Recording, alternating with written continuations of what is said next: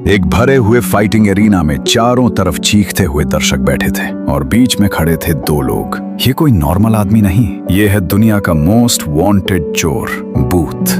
दूसरी तरफ FBI का टॉप एजेंट जॉन हार्टली, जो कि उसे पकड़ने के मिशन पे था, पर हालात ने उसे एक चोर के साथ टीम अप करने पर मजबूर कर दिया। सब कुछ नॉर्मल लग रहा होता है, तभी अचानक एक खूंखार सा सांड उन दोनों के सामने आता है, जो बहुत गुस्से में लग रहा था। बूथ जॉन को हिलने के लिए मना करता है और कहता है कि सांड की नजर कमजोर होती है और अगर हम हिले तो वो हमें देख लेगा। एरिना में बैठे हुए लोग उन्हें भागने का इशारा करते हैं। उतने में सांड जॉन पर हमला कर देता है। अब सांड दोबारा उन पे हमला करने आता है तो वो भागते हैं और एरिना की दीवार पे छलांग लगाकर उसे टाँप लेते हैं और बच जाते हैं। तब जॉन बूथ पे गुस्सा करता है और कहता है, ये सब मुझे मजबूरी में करना पड़ रहा है। एक बार ये मिशन खत्म हो जाए उसके बाद तुम्हें जेल में डाल दूंगा।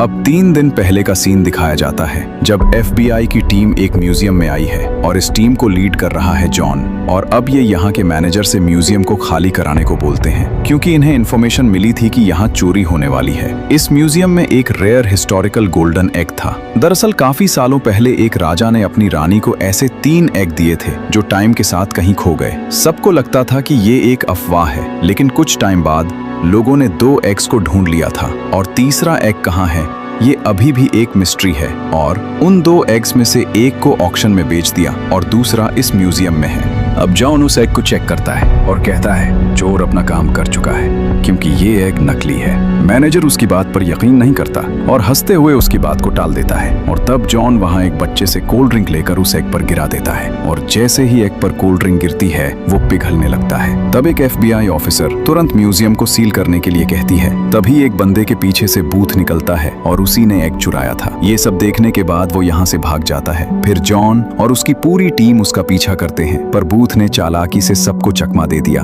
और एक बंदे की साइकिल लेकर भाग गया। तभी जॉन ने उसे देख लिया और एक गाड़ी में बैठकर बूथ का पीछा करने लगा कि तभी एक ट्रक से उसका एक्सीडेंट हो गया। फिर कुछ घंटों बाद का सीन दिखाया जाता है, जिसमें बूथ बोट से एक आइलैंड पर जा रहा था। जैसे ही बूथ एग को बैग से बाहर निकालता है, पीछे से एक आवाज आती है और वो जॉन था। बूथ को पता चलता है कि जॉन पूरी FBI की टीम को वहां लेकर पहुंच गया है। और फिर जॉन बूथ को बताता है कि जब से उसने चोरी करना शुरू किया उसके पास उसकी सारी हिस्ट्री है। जॉन बताता है कि मैं तुम्हें काफी सालों से स्टडी कर रहा हूँ और मुझे तुम्हारे बारे में सब पता है। फिर बूथ पूछता है, तुम्हें यहाँ की लोकेशन कैसे पता चली? तब जॉन बताता है कि उसे ये सब उसकी एक पार्टनर ने बताया है, जो उसे बूथ की सारी इंफॉर्मेशन देती थी। और फिर FBI बूथ और एग को अलग अलग गाड़ियों में लेकर जाते हैं ताकि वो उसे फिर से चुरा कर न भाग जाएं। जॉन एक ऑफिसर को उस एग की जिम्मेदारी देता है, लेकिन वो ऑफिसर चुपके से उस एग को एक नकली एग से बदल देती है। दरअसल ये कोई ऑफिसर नहीं बल्कि एक चोर है। इसका नाम है बिशप और ये दुनिया के मोस्ट वांटेड चोरों में से एक है।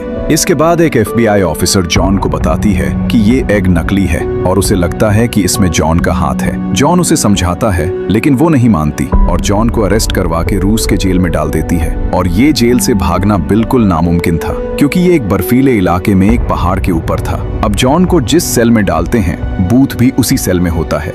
फिर बूथ जॉन से हाथ मिला लेता है और उसे बताता है, इजिप्ट का एक बिलियनियर है, जो कोई भी उसे वो तीनों एग लाकर देगा उसे वो मुंह मांगी कीमत देगा। फिर जॉन उससे तीसरे एग के बारे में पूछता है, क्योंकि कोई भी उस तीसरे एग के बारे में नहीं जानता था। लेकिन बूथ उसे कहता है कि फिलहाल मैं दूसरे एग के बारे में सोच रहा हूँ, जो एक माफिया के पास है। इसके बाद बूथ सबको बताता है कि जॉन एक ऑफिसर है। ये सब सुनकर एक कैदी जॉन से लड़ना शुरू कर देता है। फिर जेल के गार्ड्स वहाँ आकर उन्हें रोक देते हैं और उन्हें कैप्टन के पास लेकर जाते हैं। फिर ये उस कैप्टन से मिलते हैं और वो कैप्टन नहीं बल्कि बिशप थी, जो उन्हें यहाँ फंसाने के लिए सॉरी कहती है और बताती है वो यहाँ उस तीसरे एग के लिए आई है, जिसका पता सिर्फ बूथ को है। अब वो उसे एक ऑफर देती है, अगर बूथ उसे उस एग तक ले जाए तो वो उसे जेल से बाहर निकाल सकती है। लेकिन बूथ उसे कुछ नहीं बताता। अब जॉन बूथ को बताता है कि वो बिशप को पकड़कर खुद को बेगुनाह साबित करना चाहता है और अगर तुम मेरा साथ दो तो दोनों का फायदा होगा। अगले दिन बूथ जॉन को जेल से निकलने का प्लान बताता है, जो वो बहुत सिंपल तरीके से करते हैं।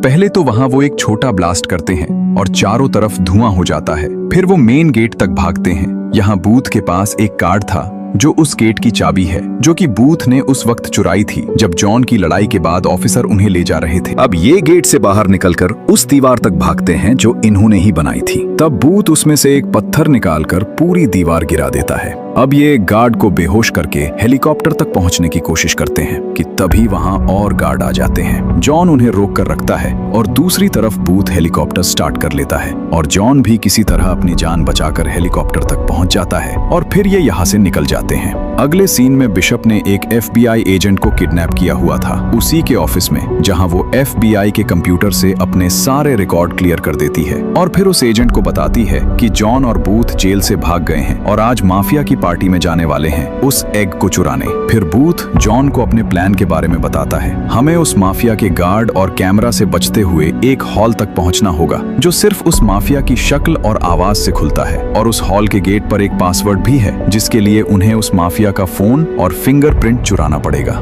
इसके बाद वो दोनों किसी तरह पार्टी में आ जाते हैं। बूथ जॉन से कहता है तुम उसका फोन चुराओ और मैं उसका फिंगरप्रिंट चुराता हूँ। तभी जॉन बिशप को देखता है जो उसी पार्टी में थी। अब जॉन उसके पास जाता है और उसे डांस के लिए ऑफर करता है ताकि वो माफिया उन्हें डांस करते देख जेलस फील करे और अब माफिया उन्हें ही देख रहा था। फिर माफिया उनके पास आता है और जॉन चालाकी से उसका फोन चुरा लेता है। दूसरी तरफ बूथ ने भी वेटर बनकर माफिया के ग्लास से उसका फिंगरप्रिंट ले लिया था। फिर ये गार्ड से बचते हुए उस माफिया के रूम में आते हैं और उसके फोन और फिंगरप्रिंट से उस गेट को खोल लेते हैं। इसके पहले कि वो अंदर जाते उन्हें पकड़ने FBI की एजेंट आ जाती है, लेकिन जॉन उस एजेंट को धक्का देकर बूथ के साथ अंदर चला जाता है और दरवाजा बंद कर देते हैं और बिशप भी उस रूम में आ जाती है जो कि पहले से वहां मौजूद थी। फिर इनके बीच लड़ाई शुरू होती है जहां ये दोनों बिशप का मुकाबला नहीं कर पाते क्योंकि बिशप कराटे एक्सपर्ट थी। वो इन्हें बहुत बुरी तरह पीट देती है और फिर हथकड़ी से दोनों के हाथ बांध देती है। तभी वहां माफिया अपने गार्ड्स के साथ आ जाता है और पता चलता है कि बिशप उसके साथ मिलकर काम कर रही थी और ये सब उनका प्लान था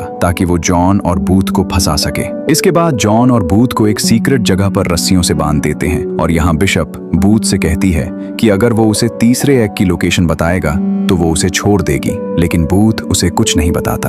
फिर बिशप जॉन को करंट लगाती है और उसे बहुत टॉर्चर करती है। ये देखकर बूथ उसे तीसरे एग की लोकेशन का पता बता देता है और कहता है कि वो एग इजिप्ट के एक पिरामिड में है। फिर बिशप सेलिब्रेट करने के लिए उस माफिया को शैंपेन पिलाती है जिसे पीकर वो बेहोश होकर गिर जाता है और यहाँ पता चलता है कि बिशप ने उसे भी डबल क्रॉस किया है। फिर वो माफिया का एग लेकर यहाँ से चली जाती है। कुछ देर बाद उस माफिया को होश आता है और गुस्से में वो वहाँ फायरिंग करने लगता है जिससे जॉन की हथकड़ी खुल जाती है और वो माफिया को एक मुक्का मारता है। फिर जॉन बूथ को अकेला छोड़कर जाने लगता है और कहता है कि तुम्हारी वजह से मुझे टॉर्चर किया गया। तब बूथ कहता है कि मैंने बिशप को गलत लोकेशन बताई है। फिर जॉन उसे भी आजाद कर देता है। फिर ये लोग बड़ी मुश्किल से बाहर निकलते हैं और खुद को एक फाइटिंग एरिना में पाते हैं जहां बुल फाइटिंग हो रही होती है और एक खूंखार सा सांड इनके सामने था। वो जैसे तैसे उससे बचते हैं और यहाँ से भाग जाते हैं। अब सीन प्रेजेंट डे पर शिफ्ट होता है। जॉन और बूथ एक ट्रेन में थे जहां जॉन उससे बार बार तीसरे एग के बारे में पूछ रहा था,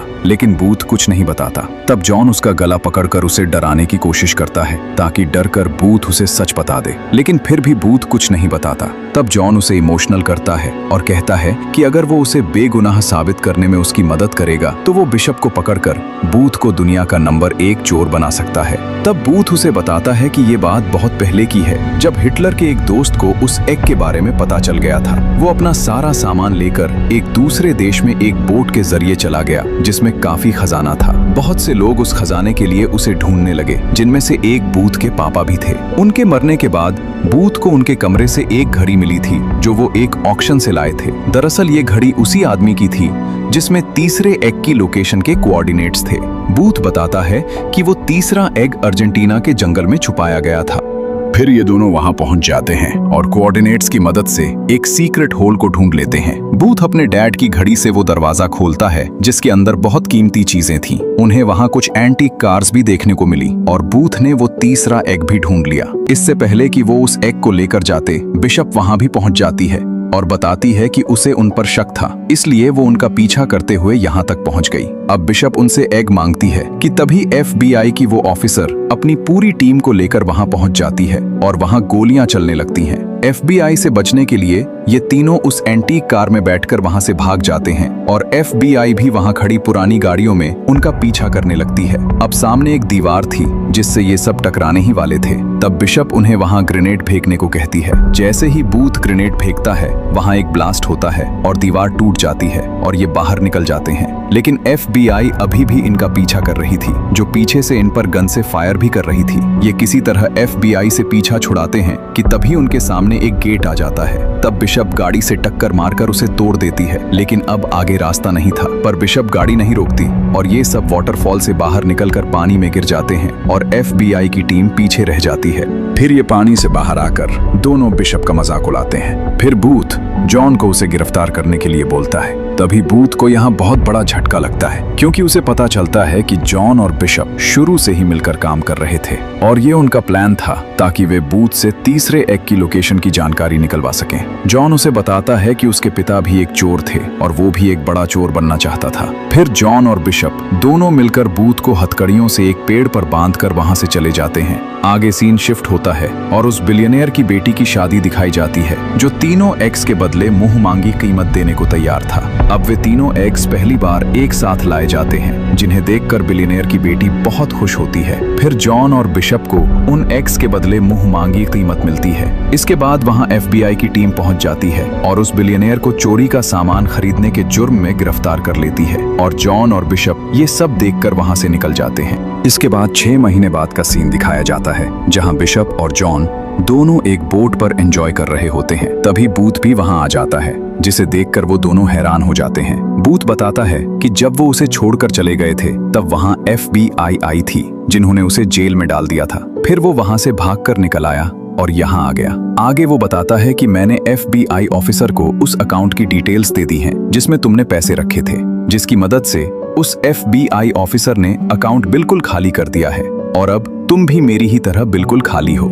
इसके बाद वो उन्हें कहता है कि मेरे पास एक बहुत बड़ी चोरी का प्लान है जिसमें हमें साथ मिलकर काम करना होगा, और अगर तुमने मना किया तो मैंने FBI को तुम्हारी लोकेशन भी दे दी है और वो तुम्हें यहाँ अरेस्ट करने आती ही होगी। पहले तो जॉन उसके साथ काम करने से मना कर देता है, लेकिन फिर दोनों मान जाते हैं और FBI के आने से पहले तीनों यहाँ से निकल जाते हैं। अगले सीन में इन तीनों को दिखाया गया है जो एक नए शहर में होते हैं और एक नई चोरी की तैयारी कर रहे होते हैं। इसी के साथ मूवी यहीं पर खत्म हो जाती है। Thanks for watching.